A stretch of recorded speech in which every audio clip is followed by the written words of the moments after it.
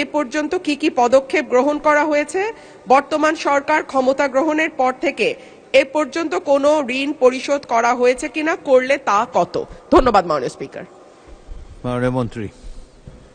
ধন্যবাদ মাননীয় স্পিকার। ফেব্রুয়ারি 2026 মাস পর্যন্ত হিসাব অনুযায়ী বাংলাদেশ সরকারের বৈদেশিক ঋণের স্থিতি ৭৮,067.20 মার্কিন মিলিয়ন ডলার সমপরিমাণ। অর্থনৈতিক সম্পর্ক বিভাগ সরকারের পক্ষে বৈদেশিক ঋণ পরিশোধ করে থাকে। প্রতি বৎসর বৈদেশিক ঋণ পরিশোধের জন্য ঋণের আসল ও সুদ বাবদ সম্ভাব্য মোট ব্যয় কত হতে পারে তার একটি প্রক্ষেপণ তৈরি করা হয় এবং সেই পরিমাণ অর্থ ঋণ পরিশোধ বাজেটে সংস্থান রাখা হয়। বাজেট বরাদ্দ ব্যবহার করেই সারা বছর পরিশোধ সূচি অনুসরণ করে ঋণ পরিশোধ করা হচ্ছে। বর্তমান সরকার ক্ষমতা গ্রহণের পর থেকে এই পর্যন্ত মোট 90.66 মিলিয়ন মার্কিন ডলারের সমপরিমাণ ঋণ পরিশোধ করা হয়েছে। আপনাকে ধন্যবাদ মাননীয় স্পিকার। মাননীয় সদস্য রুমিন ফারহানা একটি সম্পূরক প্রশ্ন করতে পারেন। মাননীয় স্পিকার, আপনাকে ধন্যবাদ। মাননীয় স্পিকার, নতুন সরকার ক্ষমতা গ্রহণের পর থেকে ব্যাংক থেকে ঋণ নেয়ার পরিমাণ ক্রমাগতই বাড়ছে। সরকারের দ্রুত ঋণ বৃদ্ধির কারণে ইতিমধ্যে চলতি অর্থবছরে বাজেটে নির্ধারিত লক্ষ্যমাত্রা ছাড়িয়ে গেছে। এবার বাজেটে লক্ষ্যমাত্রা ধরা হয় 1,04,000 কোটি টাকা।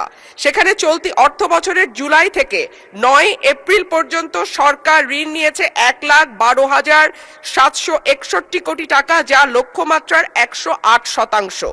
এর মধ্যে অন্তর্বর্তী সরকার জুলাই থেকে 16 ফেব্রুয়ারি পর্যন্ত নেয়া ঋণ 68,229 কোটি টাকা। বাংলাদেশ ব্যাংকের প্রতিবেদন থেকে এই তথ্য পাওয়া গেছে।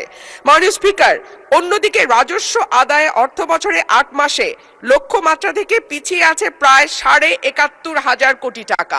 মাননীয় স্পিকার, আপনার মাধ্যমে মাননীয় মন্ত্রী মহোদয়ের কাছে আমার প্রশ্ন, আমরা রাজস্ব বাড়ানোর ক্ষেত্রে এবার নতুন কোনো পরিকল্পনা নিচ্ছি কিনা, করের আওতা বাড়ানো হচ্ছে কিনা এবং হলে সেটি কিভাবে? ধন্যবাদ মাননীয় স্পিকার। মাননীয় মন্ত্রী। ধন্যবাদ মাননীয় স্পিকার।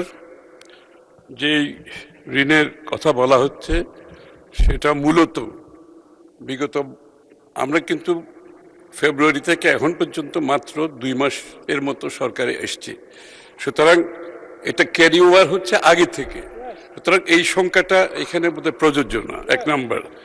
2 নাম্বার হচ্ছে বিএনপির যে অর্থনৈতিক পলিসি সেটা হচ্ছে স্থানীয় ব্যাংক থেকে ঋণ কমিয়ে আনা। এবং আমি নিশ্চিতভাবে আপনাদের বলতে চাই, আগামী বাজেটে তার পরবর্তী সময়ে আপনারা দেখতে পাবেন আমরা প্রায় স্থানীয় ব্যাংক থেকে ঋণ কিভাবে কমিয়ে আনছি ক্রমান্বয়ে, এবং এটার প্রতিফলন আপনারা আগামী দিনে দেখতে পাবেন, এই বাজেটেও দেখতে পাবেন।